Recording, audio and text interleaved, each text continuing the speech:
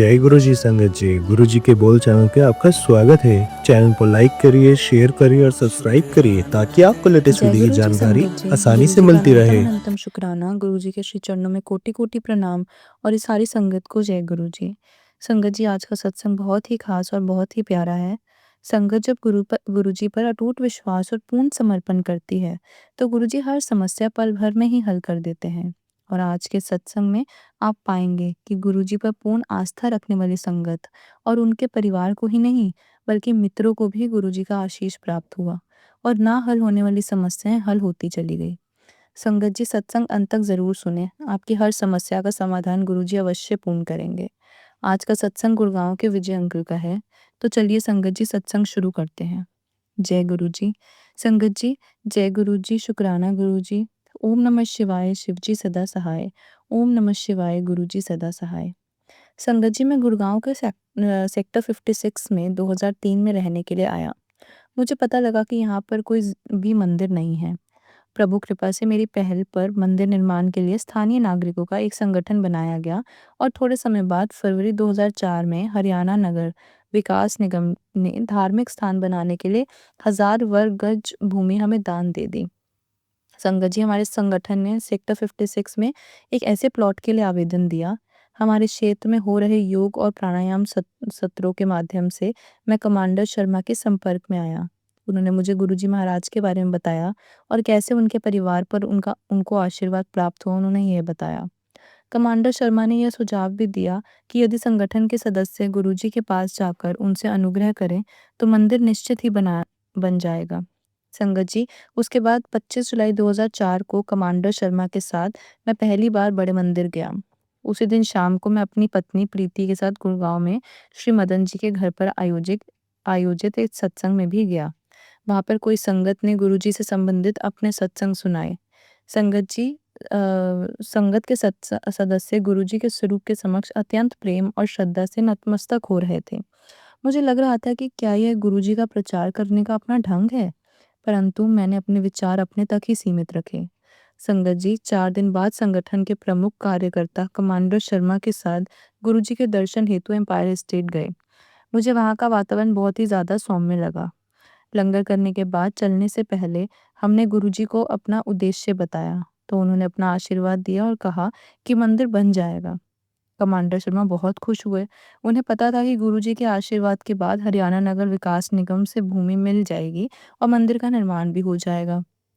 गुरु कृपा से हमारे संगठन सनातन धर्म और समाज कल्याण संगठन को दिसंबर 2004 में भूमि मिल गई। संगत जी, फलस्वरूप संगठन में 60 आजीवन सदस्य सम्मिलित हो गए। 14 फरवरी 2006 को गुरुजी की कृपा से और सेक्टर 56 के निवासियों के सहयोग से मंदिर का कार्य पूर्ण हुआ। क्योंकि मुझे गुरुजी के यहाँ बहुत अच्छा लगा था, मैंने अपनी पत्नी प्रीति से पूछा कि क्या वह वहाँ पर चलना चाहेंगी। तो उसने कहा, हाँ बिल्कुल। हम एम्पायर स्टेट रविवार 1 अगस्त 2004 को गए। वहां से लौटते हुए एक संगत ने गुरुजी का एक स्वरूप हमें दिया। दर्शन के बाद प्रीति बहुत खुश थी संगत जी, और उसने कहा कि वह बहुत समय से गुरुजी जैसे स्थान जहाँ शांति प्राप्त हो की कल्पना करती रही थी। 1998 से प्रीति को अनेक स्वास्थ्य समस्याएं थी।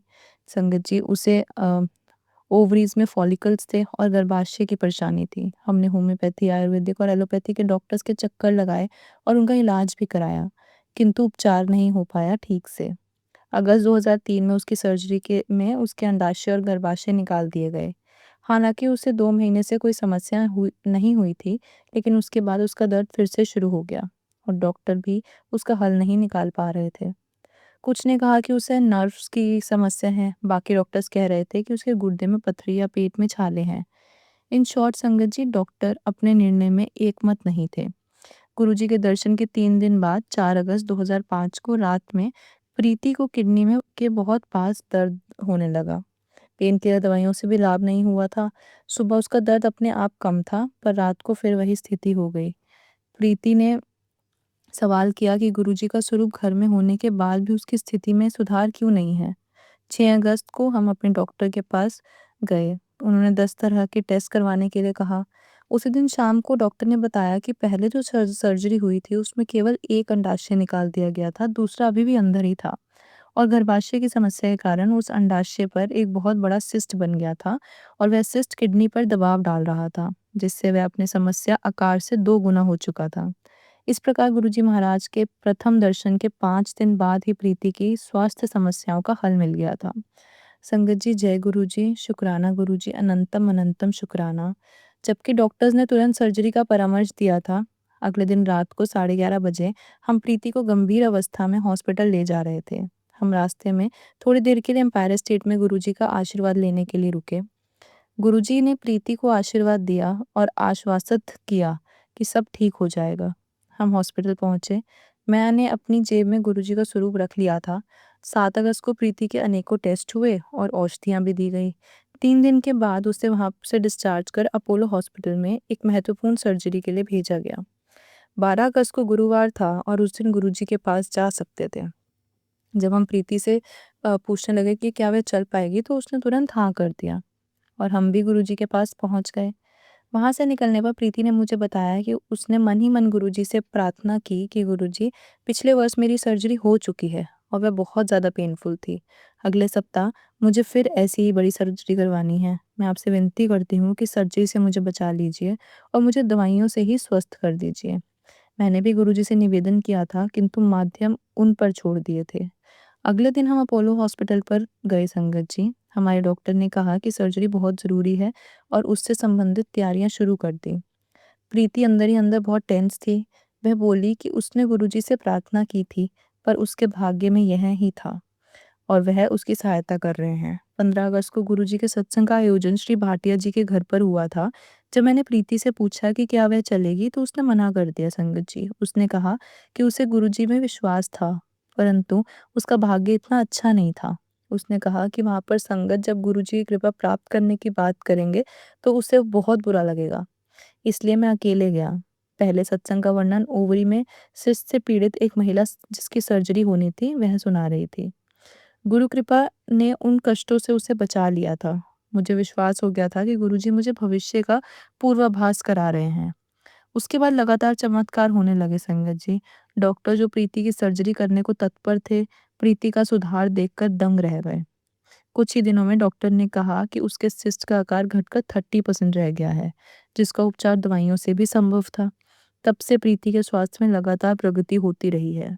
वह कम से कम दवाइयाँ ले रही है और उसे सर्जरी की भी आवश्यकता नहीं पड़ी।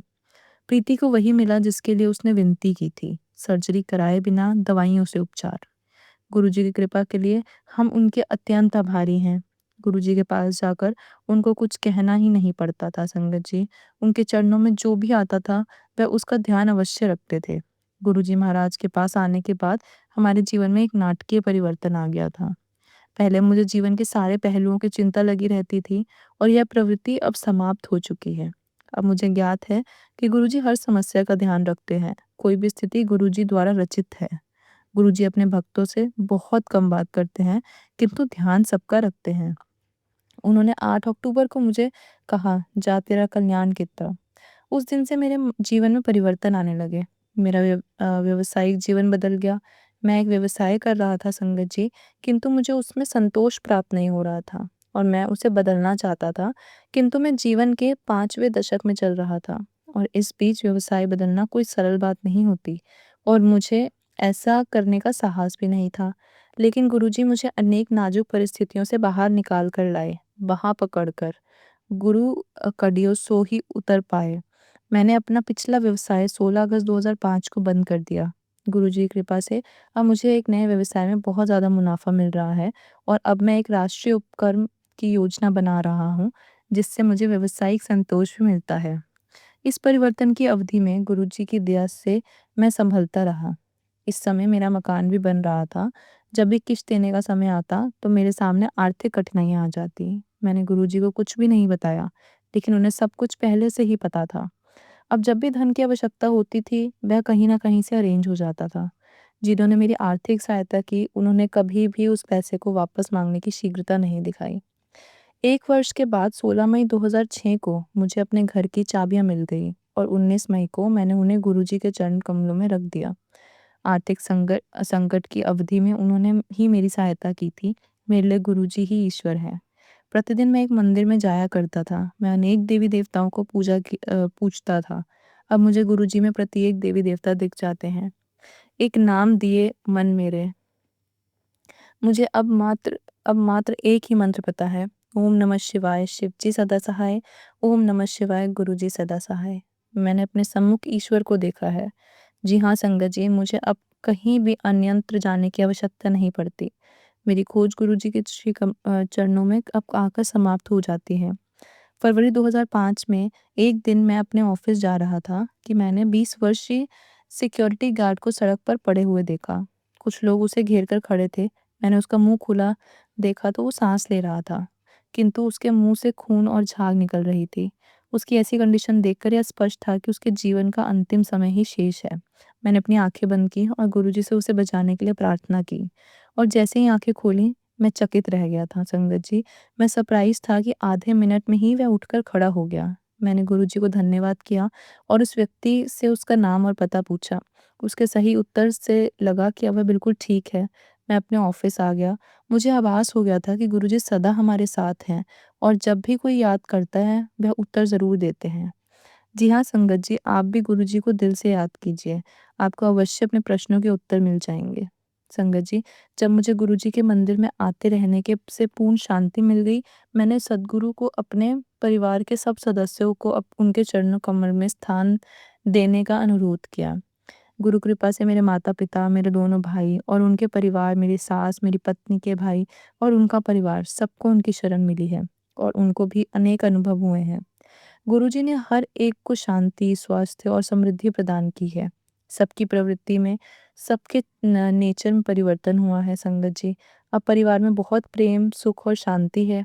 मेरा छोटा भाई रमेश अपने परिवार के साथ मई 2005 में गुरुजी के दर्शन के लिए गया था। लुधियाना लौटने के बाद उसकी पत्नी सोनल गंभीर रूप से बीमार हो गई थी। 4-5 दिन से उसका तापमान 104 डिग्री रहा था और उसे फीवर हो गया था। 5वें दिन गुरुजी उसके सपने में आए और उसके बेटे विशु के बारे में प्रश्न करके बोले कि वह कहाँ है? मैं उसे आशीर्वाद देने आया हूँ। और सोनल ने उत्तर दिया कि वह तो बाहर गया हुआ है, किंतु वह खुद बहुत बीमार है और मरना नहीं चाहती है। गुरुजी ने उसे चिंता करने के लिए मना किया और अपना हाथ आशीर्वाद के लिए उठाया। उनके हाथ से कुछ किरणें निकलकर सोनल के शरीर में प्रवेश कर गई। उस रात उसे बहुत पसीना आया। फीवर धीरे-धीरे कम होने लगा और अगले दिन सुबह उठकर उसने फ़ोन पर मुझे सपने के बारे में बताया। उस दिन से उसका फ़ीवर कम होना शुरू हो गया था संगत जी। कुछ ही दिनों में वह पूरी तरह से स्वस्थ भी हो गई। एक ही दर्शन से गुरुजी ने उस पर अपनी दया वृष्टि कर दी थी। वह बहुत दर्शनार्थियों को देखते हैं, परखते हैं और उनका ध्यान भी रखते हैं। बहुत-बहुत शुक्राना गुरुजी, अनंतम शुक्राना। नवंबर 2005 में एक दिन रमेश रामायण का पाठ करते हुए उस अंश पर जहाँ पहुँचा, जहाँ पर गुरु महिमा का वर्णन आता है। उसने गुरुजी के बारे में सोचा और एकदम अपने विचारों में उनके पास एम्पायर स्टेट जा पहुँचा। उसने गुरुजी को अपने रूम से निकलते हुए देखा और उसने गुरुजी को गले लगाया, तो गुरुजी 2 आकृतियों में विभाजित हो गए। एक आसन पर जाकर बैठ गई और दूसरी आकृति जो शिव रूप में परिवर्तित हुई, वह 15 मिनट तक रमेश के साथ नाचती रही। नाचते हुए उसने गुरुजी से प्रश्न किया कि क्या अन्य लोग उसको देख सकते हैं? तो उन्होंने उत्तर दिया कि नहीं, और साथ में यह भी बोला कि केवल उसे आनंदित होना चाहिए। नृत्य के बाद शिवजी गुरुजी के शरीर में प्रवेश कर गए। इसी अवस्था में रमेश ने लंगर ग्रहण किया और वापस अपने घर आ गया। कुछ दिनों के बाद जब रमेश गुरुजी के दर्शन के लिए दिल्ली आया तो उसने अपना यह अनुभव मुझे बताया। गुरुजी ने रमेश को अपना घर बनाने के लिए आशीष भी दिया। हालांकि रमेश बहुत मेहनती है। पिछले 10 वर्ष में वह अपना घर नहीं बना पाया था, परंतु 29 मई 2006 को वह अपने घर में गुरुजी की कृपा से प्रवेश कर सका। उसकी बेटी देवयानी अत्यंत बुद्धिमान थी। परिश्रमी होते हुए भी वह सदा अपनी कक्षा में सेकंड आती थी। थोड़े से नंबरों से वह फर्स्ट नहीं आ पाती थी और हमेशा असफल थी। गुरुजी के दर्शन के बाद दिव्यानी वर्ष 2006 में न केवल अपने सेक्शन में बल्कि पूरी छठी क्लास में चारों सेक्शंस में फर्स्ट आई। गुरुजी की कृपा इस प्रकार भक्तों पर प्रवाहित होती है। उसका भाई विशु इस प्रकार के नंबर लाकर 8वीं कक्षा में पास हुआ। ऐसे ही मेरे बड़े भाई शिव कुमार ने अक्टूबर 2004 में मात्र औपचारिकता के कारण मेरे घर में आयोजित गुरुजी के सत्संग में भाग लिया। आखिरकार वो वर्ष 2004 के माध्यम से गुरुजी की शरण में पहुंच पाया। उसे वहां पर अद्भुत शांति मिली। उसके बाद उनका स्वास्थ्य, उनका स्वभाव सब कुछ शांत और सौम्य हो गया। एक दिन मेरी भाभी अपने प्रतिदिन की दिनचर्या में दुर्गा स्तुति नहीं कर पाई और वह अंदर ही अंदर बेचैन थी। अचानक गुरुजी उनके मन में उनके सामने प्रकट हुए और उन्होंने कहा कि उन्हें इन बातों को लेकर चिंतित नहीं होना चाहिए। उन्होंने कहा कि वह सर्वत्र है और वह केवल उनको याद कर ले वही पर्याप्त होगा। फिर भाभी को दिखाने के लिए वह दुर्गा भी हैं उस रूप में परिवर्तित होकर उनको गले लगाया और अंतर ध्यान हो गए। भाभी के घुटनों में दर्द रहता था। डॉक्टर ने अनेक टेस्ट और दवाइयों का लंबा उपचार बताया था। तो शिवरात्रि 2006 को वह बड़े मंदिर गईं और गुरुजी की कृपा से उनका वह दर्द उसी दिन समाप्त हो गया। 15 मई 2006 को हम शिव मंदिर गए। हॉल में शिव जी की प्रतिमा और गुरुजी का आसन है। मेरे बड़े भाई साहब ने पहले शिव प्रतिमा को और फिर गुरुजी को आसन पर को प्रणाम किया। उन्होंने देखा कि संगत पहले गुरुजी को और फिर शिव प्रतिमा को प्रणाम कर रही है। वह सोचने लगे कि ये उचित है क्या? हम मंदिर में 1.5 घंटे रहे और सत्संग का आनंद लेते रहे। जाते हुए जब मेरे बड़े भाई ने शिव प्रतिमा के सामने नतमस्तक होकर अपना सिर उठाया तो उन्होंने शिव के स्थान पर गुरुजी का मुख देखा। उन्हें अपना उत्तर मिल गया था। इससे कोई अंतर नहीं पड़ता है कि पहले गुरुजी हैं या पहले शिव जी को प्रणाम करें, वह तो एक ही हैं। इस प्रसंग से पूर्व श्रीमती सभरवाल संगत को बताती थी कि उन्होंने गुरुजी को शिव रूप में देखा है, परंतु मेरे मन में संशय बना हुआ था। मेरे भाई के इस अनुभव के बाद वह संशय भी दूर हो गया। शिव की शरण में यहाँ पर गुरुजी के रूप में उपस्थित मैं अपने आप को अत्यंत भाग्यशाली मानता हूँ। मैंने अपने अनुभव अपने मित्र को बताए तो उनमें से अनेक गुरुजी के पास आए और उनका आशीर्वाद प्राप्त किया। मेरे एक मित्र श्री विनोद गुप्ता जी की बेटी का जीवन भी परिवर्तित हुआ जब उसे एक अति सुंदर स्वभाव के पति और ससुराल वाले मिले। मेरे एक अन्य मित्र श्री योगेश गुप्ता का ट्रांसफर लुधियाना से गोरखपुर हो गया था। वे जीवन के कठिन दौर से गुजर रहे थे। गोरखपुर जाने के पहले उन्होंने गुरुजी के दर्शन किए। हालांकि उन्होंने गुरुजी को अपनी समस्या की से अवगत नहीं कराया था। 11 महीने में उनका ट्रांसफर गाजियाबाद हो गया। पड़पड़गंज में उनका मकान है और गुरु गुरु कृपा से वह घर वापस आ गए। इसी प्रकार श्री राजेश शर्मा की कंपनी उन पर झूठे आरोप लगा रही थी। वह गुरुजी की शरण में आए और उन्हें शांति का आभास हुआ। उनकी कंपनी ने उन्हें मुकदमे के लिए अंतर्राष्ट्रीय वकील करने को कहा। उन्होंने मुझे बताया कि अब उनके पास ब्रह्मांड के वकील हैं, अर्थात गुरुजी, तो उन्हें कोई चिंता की जरूरत नहीं है। गुरुजी के पास आने के बाद कंपनी ने जो उन पर झूठे आरोप लगाए थे वह वापस ले लिए और वे अपने उसी पद पर सुखपूर्वक काम करने लगे। राजेश जालंधर में रहते हैं और वहाँ पर गुरुजी के मंदिर जाते रहते हैं। मेरी सास अपने परिवार सहित 1 जनवरी 2005 को गुरुजी के दर्शन के लिए आईं। पिछले 10 सालों से मेरी पत्नी के भाई आशीष का दाम्पत्य जीवन बहुत खराब, बहुत डिस्टर्ब चल रहा था। जून 2005 में परिस्थितियां इतनी गंभीर हो गई कि ऐसे लगने लगा था कि अब तो तलाक ही हो जाएगा। मेरी सास गुड़गांव आई। उन्होंने गुरुजी के पास जाकर दंपति के सुखी जीवन के लिए प्रार्थना की।